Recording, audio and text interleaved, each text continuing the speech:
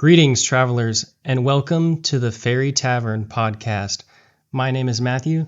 And my name is Isaac, and today we are going over Birches, the poem by Robert Frost. Excuse me. First, before we get into whatever Birches is, I have a story to tell that's related. Tell it. So I had a very interesting dream last night. I was in a video game, and I was going downstairs in this house, and I get attacked by Larry the Cucumber. What the? From VeggieTales. Okay. And so I'm trying to fight him in this video game, and I try to press the attack button on my keyboard, and it's just not working. He's wrecking me. So then I pause the game, and I'm like, okay, how am I going to do this? And so I start the game again, and now Bob the Tomato's attacking me. And I'm so angry. I want this tomato to die. But he kills me. Oh. And then in the dream, I get up from my computer, and I'm so mad that I tear an onion in two. And get back at him. I think my brain was confused between tomatoes and onions. Yeah. So it's take that, Bob. They're the same. But today we're talking about a different Bob. Robert Frost. Robert Bob Frost. He was an American poet who is known for his realistic depictions of rural life and his command of American colloquial speech, just using plain old speech in his poems. He was born on March 26, 1874, and lived until January 29, 1963. Birches is arguably his most famous. The Mending Wall is also pretty famous. The Road Less Traveled, I can't remember. Famous. That is very, very famous. Birches is super popular, though. It was written in either 1913 to 1914 and was published in 1915. Yeah, and so we're going to get on the way with the poem. Yes. All right, here is the poem. When I see birches bend to left and right across the lines of straighter, darker trees, I like to think some boy's been swinging them, but swinging doesn't bend them down to stay, as ice storms do. Often you must have seen them loaded with ice a sunny winter morning, after a rain. They click upon themselves as the breeze rises, and turn many-colored as the stir cracks and crazes their enamel. Soon the sun's warmth makes them shed crystal shells, shattering and avalanching on the snow crust. Such heaps of broken glass to sweep away, you'd think the inner dome of heaven had fallen.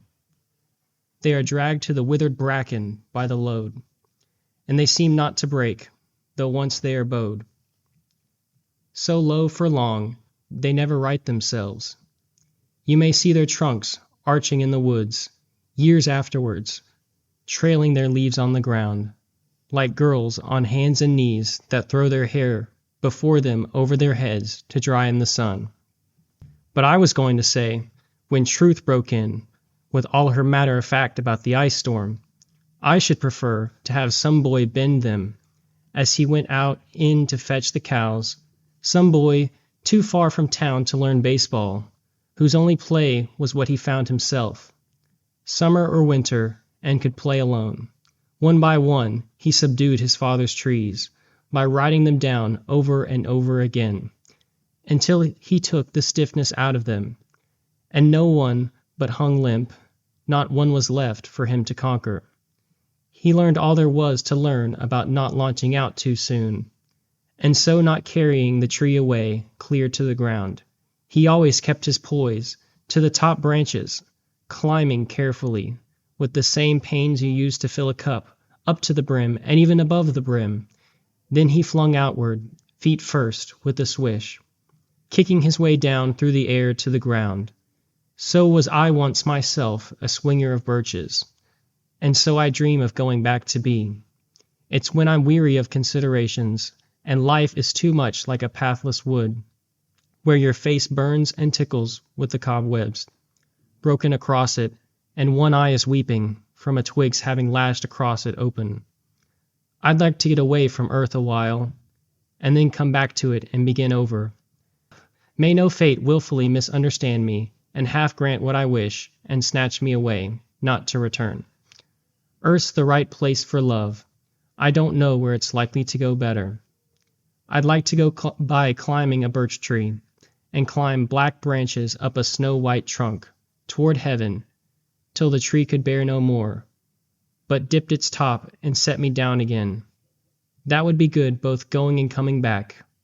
One could do worse than be a swinger of birches. Such a good poem. Yeah. Yeah, I really like that. We're actually going to now do a line by line. I think that would be beneficial because there's so much to unpack from this poem. So I know we're basically going to have to read it again, but we are going to just go in depth of, I guess, what we think, because somebody else might get a different interpretation from it. Just going in depth of what we think each section kind of means. So let's go back from the top. When I see birches bend to left and right across the lines of straighter, darker trees. This really sets up the central image of the poem, birches leaning, kind of equaling that human experience of something changing in your life, the loss of innocence, and you not being able to get that back. I think that's evident in the rest of the poem as well. Let's see. The next line, I like to think some boy's been swinging from them. I see Frost just preferring fanciful, human-centered explanation over the literal one. He introduces a theme of imagination versus reality, because right after this he says, but swinging doesn't bend them down to stay as ice storms do.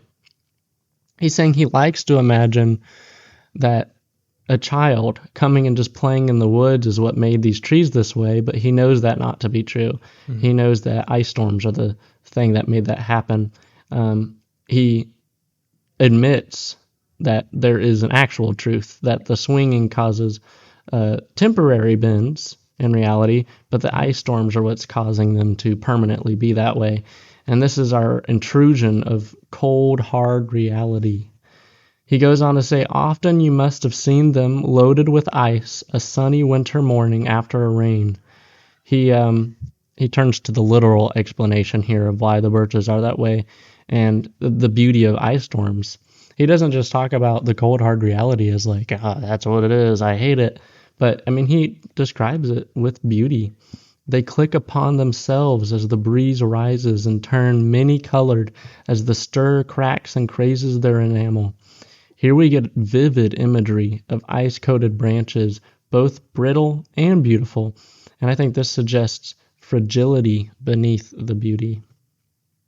He goes on, soon the sun's warmth makes them shed crystal shells, shattering and avalanching on the snow-crusted heaps of broken glass to sweep away. You'd think the inner dome of heaven had fallen. I think this part of the poem is so cool. There's so much to unpack here. It's such an expansive metaphor. You get this broken ice, which is kind of like symbolic of broken glass, and then we get this imagery of even the sky itself is shattered. Imagination, it transforms nature into something like cosmic now, because now we're talking about the heavens. We get this theme of fragility and beauty.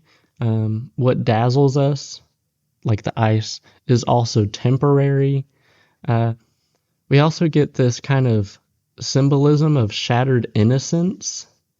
Like the sun's warmth comes and makes the trees shed their crystal shells, shattering and avalanching on the snow crust. And it's this broken glass to sweep away.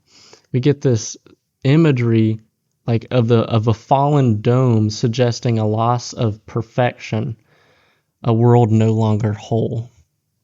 And also, I gleaned this from it, we get imagery of the fall. This, like the fall of man in Genesis. Yes.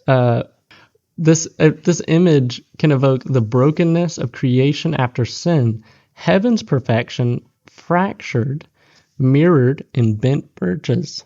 Yeah. I think it'll come up more and more where he has the feeling that the world and life is not as it should be, and so he's dreaming of a better world for himself. Yeah. Let's keep going. They are dragged to the withered bracken by the load, and they seem not to break, though once they are bowed so low for long, they never right themselves. Birches, as we see here, endure without breaking, but they remain permanently changed. And I think this is a symbol of human resilience and permanent marks of hardship. Again, very, very evident throughout the rest of the poem. And now he turns to youth and memory with the next lines. You may see their trunks arching in the woods years afterwards, trailing their leaves on the ground like girls on hands and knees that throw their hair before them over their heads to dry in the sun. We get a simile, birches bent like girls drying their hair. This is such delicate, sensual imagery, humanizing nature again. Likening them to girls drying their hair in the sun. And then he goes on, but I was going to say, when truth broke in with all her matter of fact about the ice storm, I should prefer to have some boy bend them as he went out and in to fetch the cows. This part is so cool. I think it's so cool. But we get a big shift here. He's resisting truth, harsh reality. He said and prefers imagination. He suggests poetry itself is a rebellion against realism. And we even get this whole theme in the romanticism style of literature, style of writing, all about escaping reality into the imagination, into childhood innocence, into nature. And we see all three of those things take place in this poem. But the thing that makes this poem so special, we'll see in a little bit. Okay, now he moves on to the boy in his play. He goes on and says, some boy too far from town to learn baseball, whose only play was what he found himself, summer or winter, and could play alone. Nostalgic rural boyhood. Isolation fosters creativity is what I think Robert Frost is trying to say here. He likens swinging birches to imaginative freedom, that this kid just, again, we see here in the next few lines, one by one he subdued his father's trees by riding them down over and over again until he took the stiffness out of them, and not one but hung limp, not one was left for him to conquer. He's having a good time. Yes. I think as I read this, it also strengthens the kind of comparison to the ice storm where the boy is bringing down all these birch trees as opposed to the storm, and kind of this boy is conquering all these trees, like it literally says conquer, as opposed to this ice storm conquering the trees, and kind of this leisurely activity as opposed to this ice storm, which is kind of something that he can't control and something that's going to bend down the trees permanently instead of just this leisurely activity. Yes. Yeah. And I see this boy turning nature into a personal challenge. He subdues his father's trees and he conquers them. The act of bending birches becomes a symbol of human striving and mastery. Mastery over nature as opposed to being mastered by nature. Mastery over life. As, again, we'll see. Yeah. He goes on, he learned all there was to learn about not launching out too soon, and so not carrying the tree away clear to the ground. He learns lessons in patience, timing, balance, metaphors for life itself. Temperance, resilience. Anyway, he keeps going. He always kept his poise to the top branches, climbing carefully with the same pains you use to fill a cup, up to the brim and even above the brim. This is, the careful discipline required for joy. This kid, he's having such a good time. he's also so temperate, so careful, and so disciplined, symbolizing, I think, childhood play as both freedom and training for life. Yes, I was also going to say that what I see as I read this is that in this activity, the boy has so much control.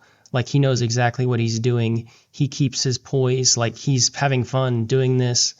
And it kind of stands in contrast to the reality of the ice storm. And so it strengthens the idea of like having control of his life as opposed to like not having control of, the bad things of life. Yeah, yeah. And then the next part, we move on to philosophical reflection. The poem goes on to say, then he flung outward, feet first, with a swish, kicking his way through the air to the ground. The boy releases himself in exhilarating motion. And I think that this is a symbol for escape, release, the transcendence part. Again, moving back to romanticism, that's what this is all about. That's what all of romanticism is about. Transcendence, escape. Imagination, escaping to your imagination, because they believe that the imagination is the greatest reality, because there true love happens.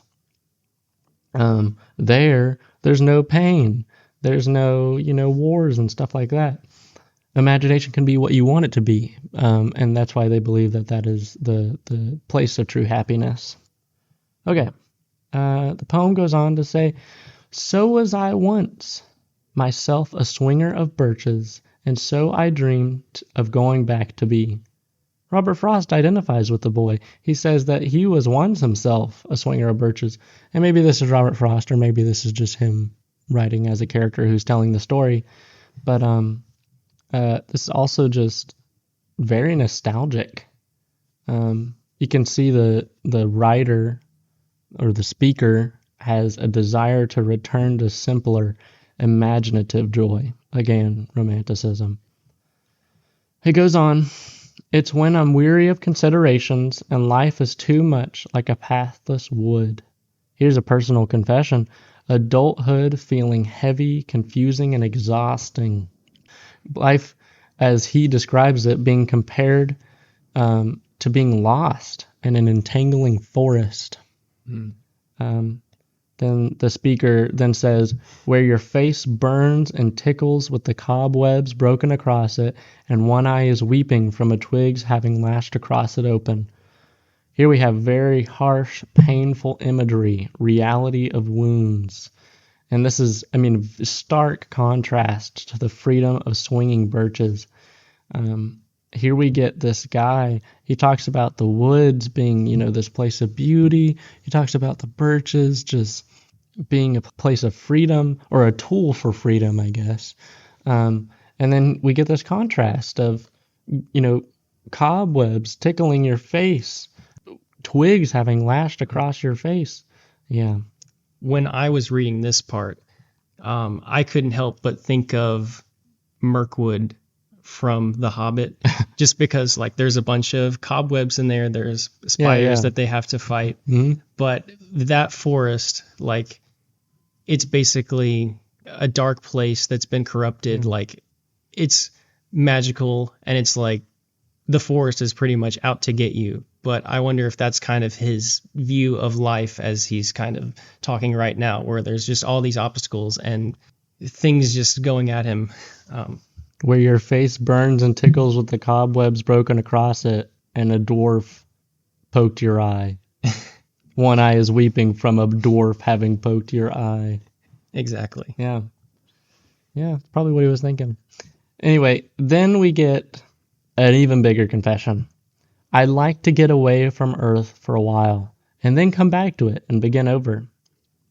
This is super important because here we have the height of romanticism.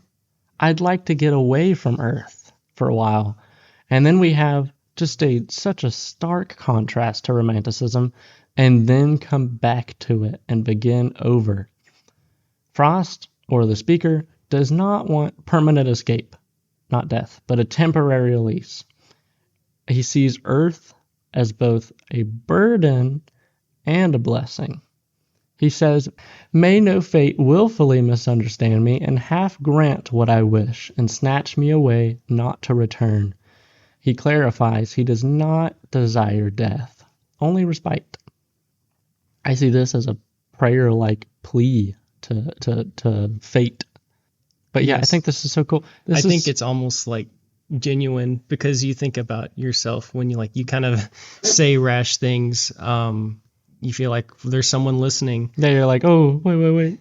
I found this to be kind of the biggest twist of the poem. And so, I don't know, I just found it really interesting because, he's setting up the idea of like escape, and then the fact that he actually wants to come back and it's only temporary, I think is most interesting. And the fact that he says he wants to get away from Earth, but he doesn't necessarily say he wants to go to heaven. Later it'll talk about like climbing up the tree towards heaven, but he doesn't really have his focus on that. He wants to come back.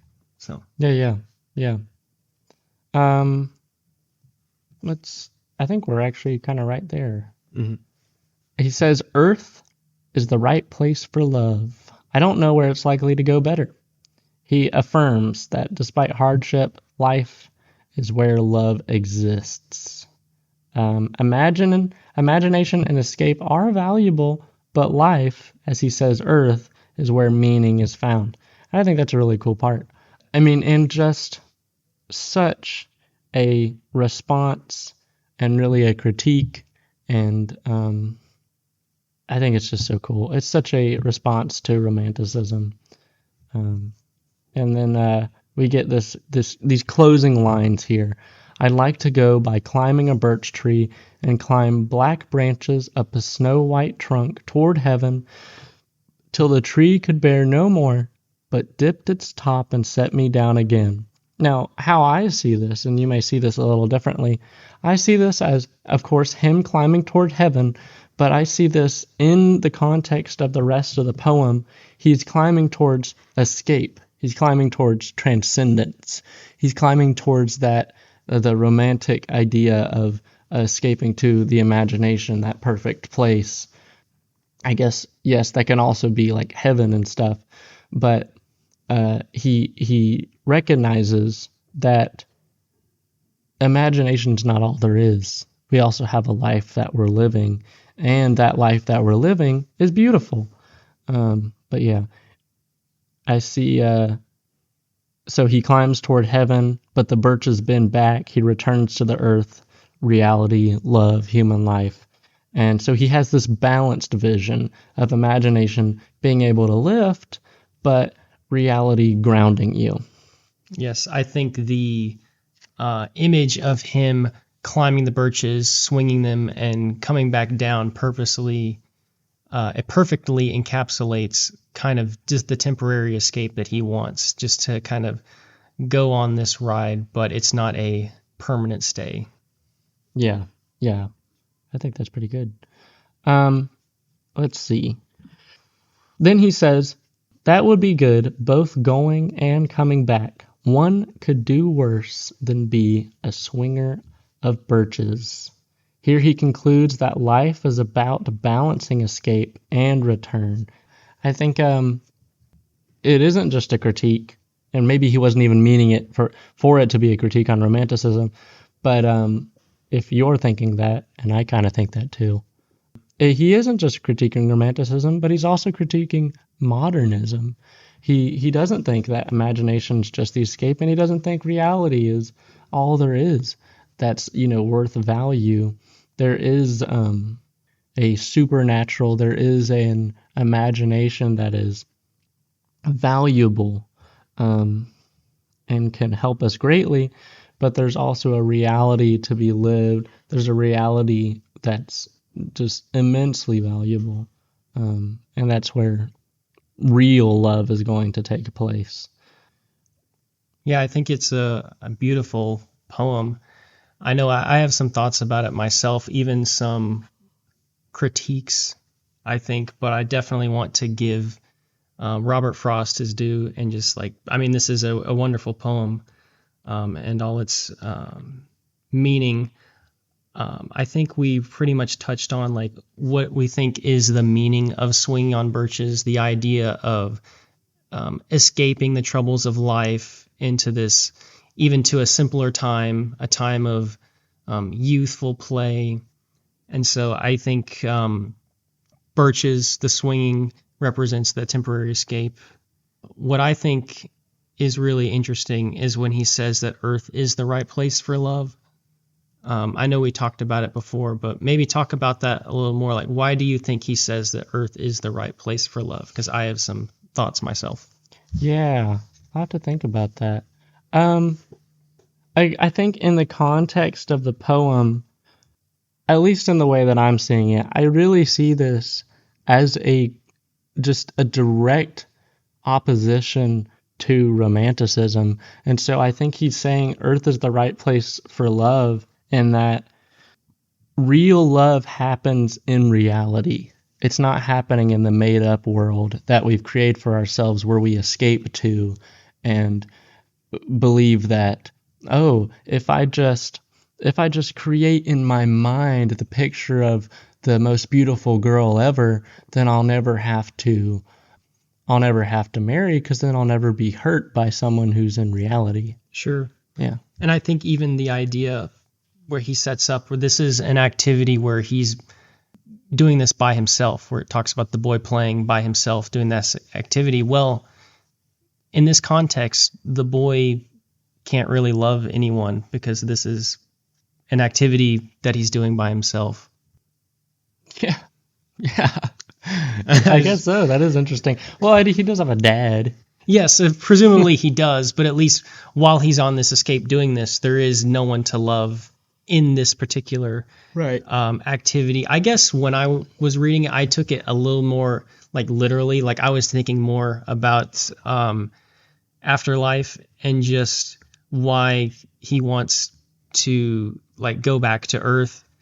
And I was thinking of like why he might say like Earth is the right place for love, because I think of it myself, of the idea of like, you know, me as a Christian, you know, wanting to go to heaven, but also that being like scary as a child because it's full of so much unknowns. Like this world, like for all of its good and bad, like this is the world that I know, and all of the goodness that I've known has all been, you know, earth-based goodness. And so I think the idea between like knowing and loving is really connected. He even says that like, I don't know of any place better. And like, how can you love something that you don't know? And so because Earth is, you know, it's what he knows. I mean, it's what he loves. I think there's definitely a connection there.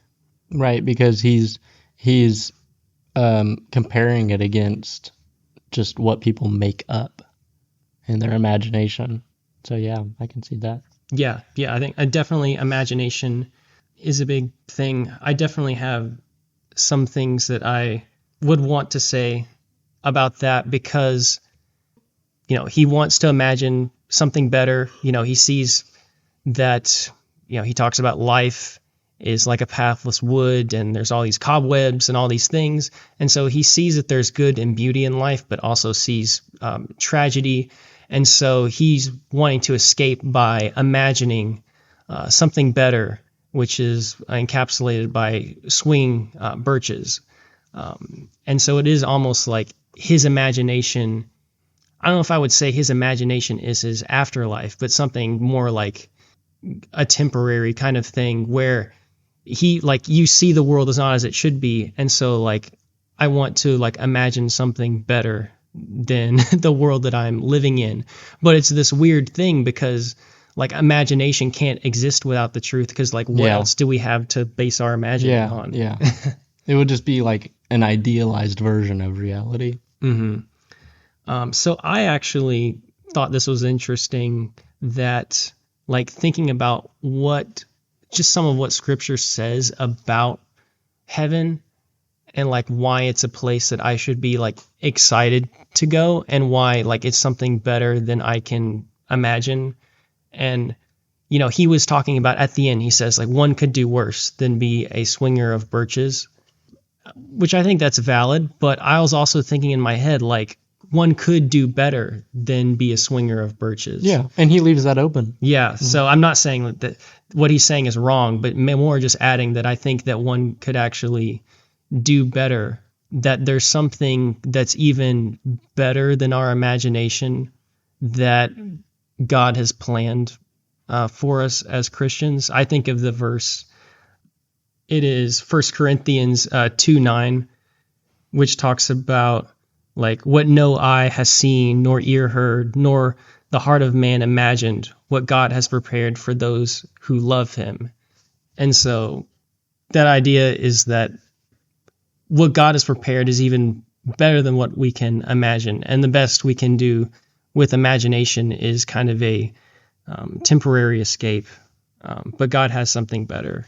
Did you have any more thoughts on that, Isaac? Not really. Not really. Let me read that verse. Oh, yeah. That's pretty good. But I wasn't trying to like dunk on imagination, but more that there's something even better than what we can imagine. Mm-hmm. Yeah. I also, do you have anything else? No, I agree. Cool.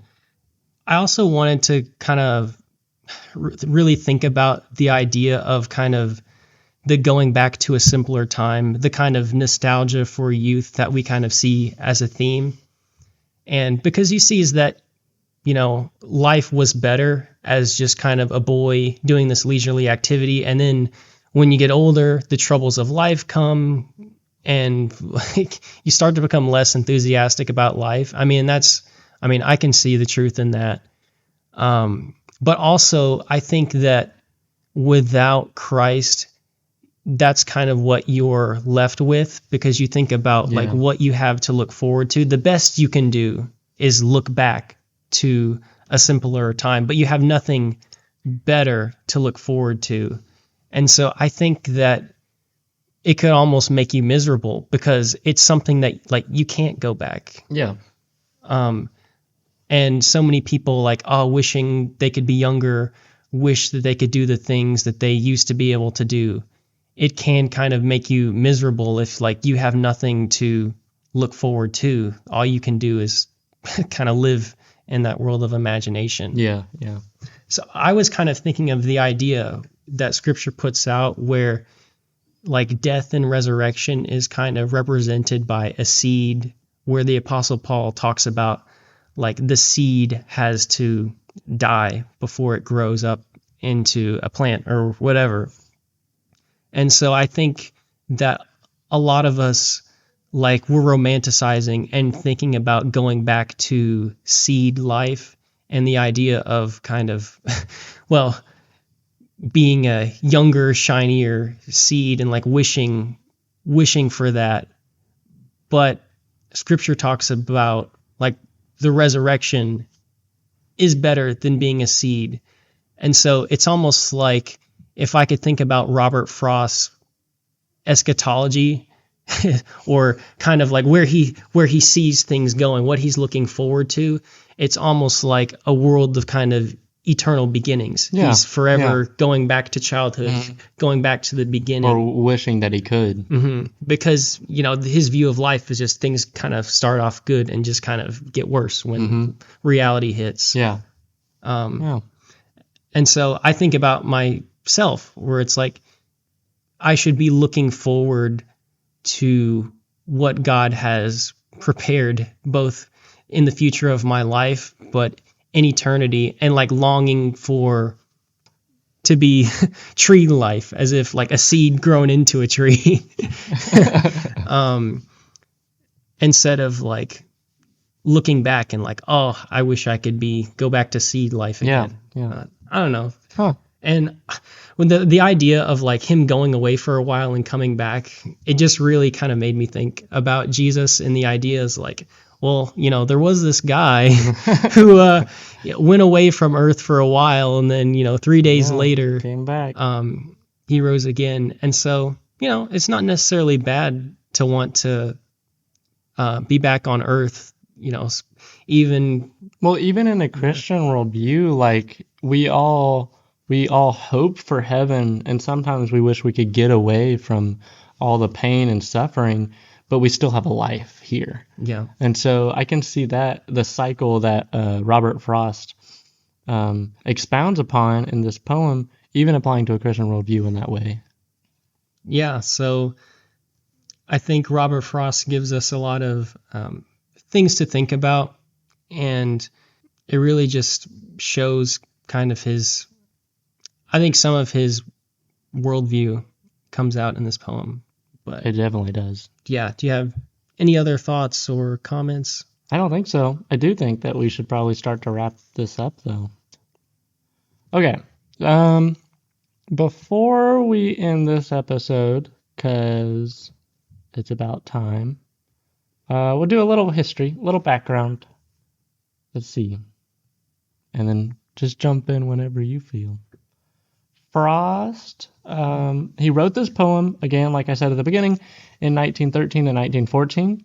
It was published in 1915 in Atlantic Monthly and then collected in Mountain Interval in 1916. Frost was living in England at the time before returning to the U.S. during World War I. This was his breakthrough period. He published North of Boston in 1914, which gained him recognition. Birches is among his early mature works just after A Boy's Will and North of Boston. In the historical context, modernism is rising. T.S. Eliot's The Love Song and J. Alfred Prufrock's, I didn't mean to say that, and J. Alfred, what am I saying? What are you saying? T.S. Eliot's The Love Song of J. Alfred Prufrock, that's the title, The Love Song of J. Alfred Prufrock, came out in 1915, the same year that Birches did. Ezra Pound, Wallace Stevens, and others were breaking radically with tradition during that time too. Frost, however, resisted modernist obscurity. He wrote in traditional meter, used plain speech, and set his poems in rural New England. You can really tell that plain speech when we read these. It's just like he's talking. The history of birch trees as a symbol. This would be interesting. In New England, birches were common, and farmers' children really did swing on them for play. And that action is called skinning a cat. Wow. Yeah. It's when you go up to the top of the tree and you, by your weight, pull it down. Yeah. Skinning a cat. I thought from reading this that, like Robert, that he actually probably did this as a kid. He might have. Yeah. He might have. I think he draws from personal memory, but then he elevates it to a universal meditation on youth, imagination, and morality. Compared to his other works, Birches is more romantic in tone. You can definitely see that. It's reminiscent of Wordsworth, nature as an imaginative release. It is less grounded in communal conflict. There's no neighbors, no workers, no walls, no other people. It's just him. And again, I think of that as also to serve as you get this whole it's so parallel to Romanticism.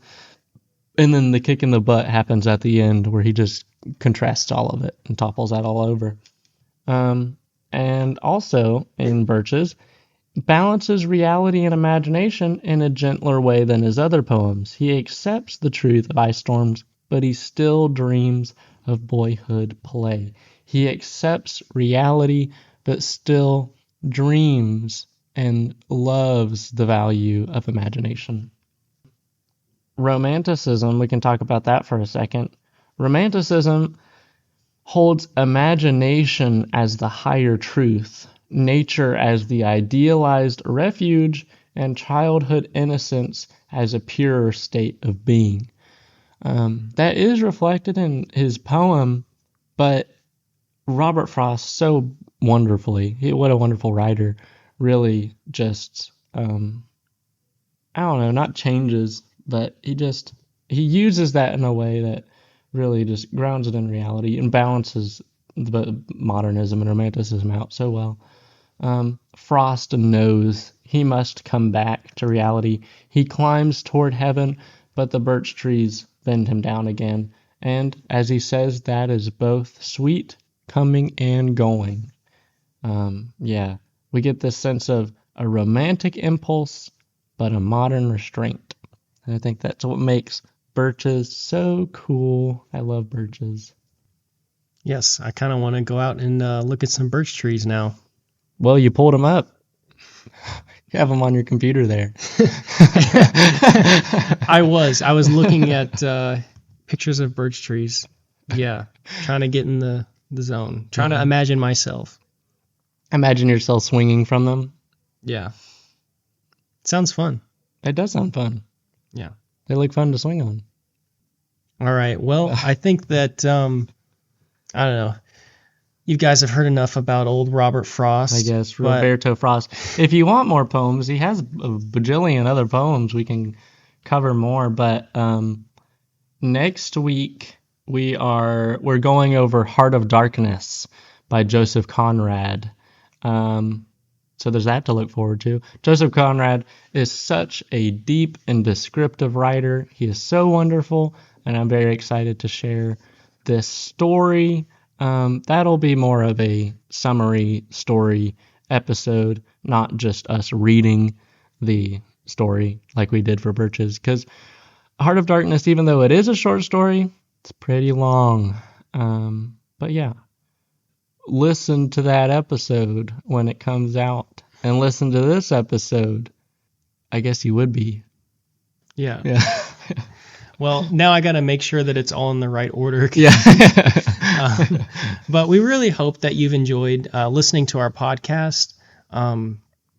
We just want to share our love of literature with the world. And we just hope that you have a good day, genuinely, wherever you are. Yeah. Thank you for listening. See ya. Bye.